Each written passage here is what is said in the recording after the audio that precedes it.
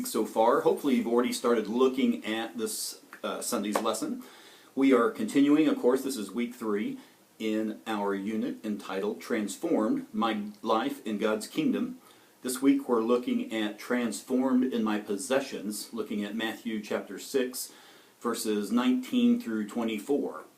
Of course, most of these lessons that are out of the Sermon on the Mount, they're very familiar passages, and of course this is another one. If we've been in church for a while, we've heard Sunday school lessons, we've heard sermons, especially when it comes to stewardship time, that comes out of this passage here. And of course this is where Jesus tells his disciples not to store up treasures on earth, where moth and rust destroy, but to lay up treasures in heaven.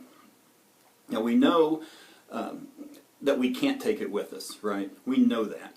As archaeologists, of course, discovered the tombs of the pharaohs, they noticed that they were buried with lots and lots and lots of their possessions to take into the afterlife. Of course, those possessions were still there. They were not able to take those. So we know we can't take it with us. So that's kind of what Jesus is saying here. As we live our life on this earth, we're here for just a very brief time, and that we are to not lay up treasures for here that are, very temporary in the scheme of eternity, but to lay up treasures that last forever, that last a lifetime. That's what we're going to be looking at this Sunday. Randy Alcorn has a book entitled The Treasure Principle, and he really explains this whole concept very well. In fact, our church did a study on this probably 6 or 7 years ago. Very good study. And there's a point in there that I keep bringing up probably every 3 or 4 weeks or so to my Sunday school class, and that's the dot versus the line. And that comes right out of Randy Alcorn's book. And the main thought of that is that when you think of eternity, like a number line, it just goes on forever either way. And our life is just like a little dot on that number line. And while we have to live inside that dot, we plan and we store up things just for that dot, and we don't think about the long term. And that's what Jesus is talking about here, is that we are to, of course we have to live in the dot, we have to take care of our lives and the people that we're entrusted with. We have to take care of those things while we're here on this earth. But the wise thing to do is to invest in things that last eternally. We get down to verses 22 and 23, and it's kind of odd to us as we read this in English.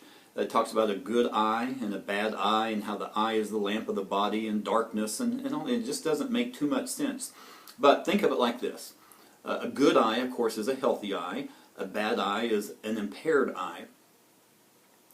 But also an idiom in that time. Of course, an idiom is just a saying that makes sense in that culture but doesn't make sense to other people. Like if we were to say it cost an arm and a leg. Now literally it doesn't. It just means it costs a lot of money. Or the cat's got my tongue. Okay, the cat literally does not have my tongue, but we know what that means. Those are idioms. So this, the good eye and the bad eye, these were idioms in that time, meaning a good eye meant a generous. You were very generous. You had a generous outlook on life. And a bad eye was an idiom meaning that you were stingy. So that helps us make a little bit better sense of these verses.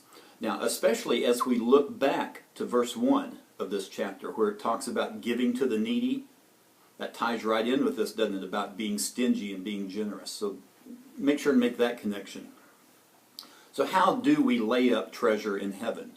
It's not like we can deposit money into an IRA that we are able to withdraw from upon our death in heaven. That just doesn't make sense. So how do we invest in heavenly treasure? Well, first of all, it looks like we're to be generous. We're to invest in other people, aren't we? So when we see needs that come up, I know with me, and I know in our church, we can be very generous sometimes, but then sometimes we can be very stingy as well. So we need to be careful. Now we need to be good stewards, not throwing good money after bad. There's another idiom. But we need to make sure that we're not stingy people. So we're to be generous. We're to invest in relationships, invest in people, and invest in kingdom work. Now that just doesn't necessarily mean giving to the church. Now to me that's, of course, a big part of it since my salary comes from a church. But it just doesn't mean that. It can be other ministries or mission trips that you go on, whatever. You need to invest in kingdom work. There again, it gets back to Randy Alcorn's dot and the line. Live in the dot, invest in the line. And that's why I believe we're still on earth after we're saved. God just doesn't zap us up to heaven upon our salvation, because we are to continue on earth and to be a partner with God into bringing others to Christ. And so we should use our resources accordingly. If that's why we're here, is to help spread the gospel and to bring others to Christ, then the resources that we have, whether that's a little or a lot, should be used to help fulfill that mission. Now, let's remember that possessions are not bad. It's just the priority that we place on those possessions. In fact, in 1 Timothy 6, this is a verse I'm going to be using as I preach this Sunday. In 1 Timothy 6, it talks about that the love of money is the root of all kinds of evil. It's not money itself. Money is not evil. It's just, paper or coin. It's just money. It's the love of money. It's the desires, the priority that we put on money or possessions that is bad. Now, of course, we know in the Sermon on the Mount here in Matthew chapters 5, 6, and 7, Jesus is speaking to his disciples on those expectations of what a kingdom citizen is to be like. So he's speaking to individuals. But can we apply this to churches as well? And I think, of course, we can. Like people, churches can be very generous or they can be very stingy. They can be very inwardly focused so that the majority of what they invest in is spent internally. Or they can be outwardly focused, kingdom focused, investing in those eternal things. So let's remember that as individuals, as a corporate body, as a church, that we are to be generous and that we are to invest in the eternal. And I think that's the point that I'm going to drive home, at least in my Sunday school class. So that's all I have for today.